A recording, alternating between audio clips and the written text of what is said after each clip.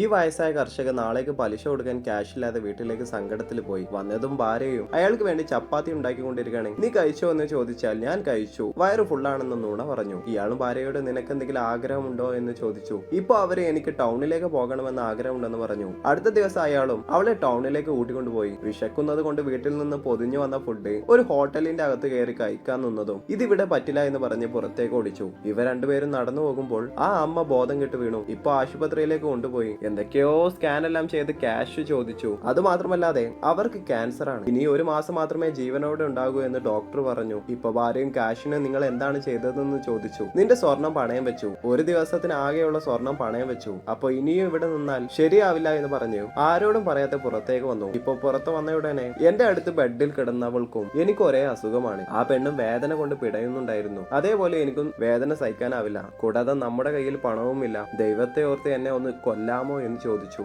എടി ഭ്രാന്തി, നീ എന്താണ് ഈ പറയുന്നത്? വീട്ടിലേക്ക് പോകാമെന്ന് പറഞ്ഞു വിളിച്ചു. എന്നാൽ അവരും എന്നെ കൊല്ലൂ എന്ന് പറഞ്ഞ് കാല് പിടിച്ചു. ഇയാൾക്കും വേറെ വഴിയില്ലാതെ കഴുത്തിൽ സാരി കെട്ടി മുറുക്കി അവരും മരിച്ചുപോയി.